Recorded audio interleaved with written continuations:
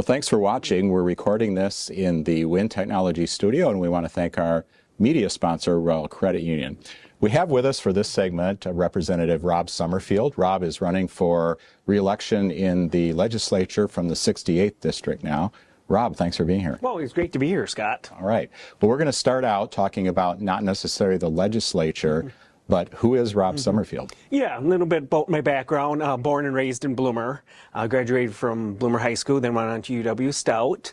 Ended up meeting my wife and moved down to Milwaukee for about a year, or a little over a year, I should say, and moved back up here in 2005.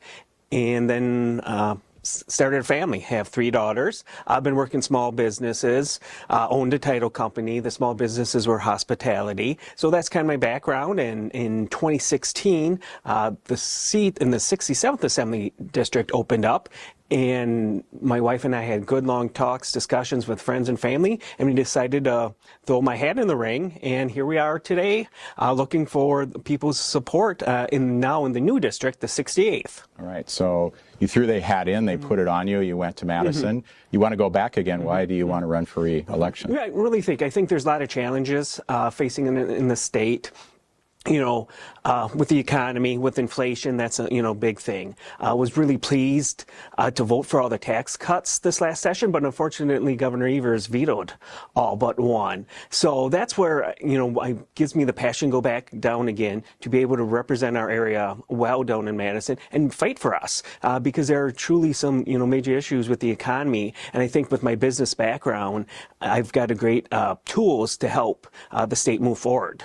All right, well, you mentioned some issues. So the way it works is the legislature will start meeting again in January. You're going to be doing the state budget. So are there some specific things you'd like to see in legislation or issues that you want to work on? I mean, the big thing is the more and more we can help the rural areas between Chippewa, Rusk, Taylor, Price County, Sawyer, everybody north of Highway 29 even north of Highway 10 to fight for that. Because we've seen our challenges, in the rural economies. And that's why I've been such a big advocate for broadband, because I really think more and more we get everybody connected to the internet, that gives opportunity for people to work from home, start their business, being able to raise a family. Because I know right now with 3 daughters, there'd be no way I would move to a house that does not have internet. So I really think that's going to be one of my biggest priorities, working with the federal government with the BEAD funding to make sure that it's spent appropriately in the state of Wisconsin, that it goes to where it's needed. That's why I authored a bill, and fortunately the governor signed it this last session to help the PSC or give the PSC guidelines when we're doling out the money for funding for broadband. So that's going to continue to be, I think, one of the biggest priorities with there. Also, working on housing. This last session, we spent over $500 million to get the rural for housing, with a big emphasis on rural. I've been talking to people throughout the district, and I think we need to do a better job to get the get the ideas out there, because we have the funding, we have the grants and stuff, but a lot of people just don't know about it. I know it's been coming along a little slower than we like, but I think that's something we need to step on gas on for our rural areas to show we do have the money to get this housing stock hopefully turn around back in the right direction. So one last question is, if we think about our economy in our region, what do you think the role of state government is in having a strong economy here? Yeah, so I'm definitely small, limited government, but I think the role of government is do the partnerships.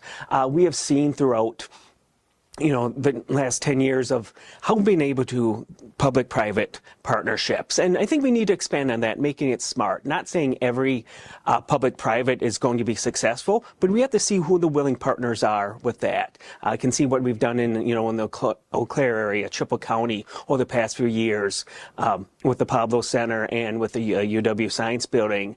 And then, like I said, then you look into the housing. That's one big part, putting the rural parts of it, the broadband too. And that's why, going back to the broadband, most of the funding is at least 40% private funds with 60 government match. So I think the more and more we can work with the partnerships to expand, the monetary and the opportunities throughout these partnerships, we can see our economy grow throughout the state of Wisconsin, especially here in the Chippewa Valley and the northern part of the state.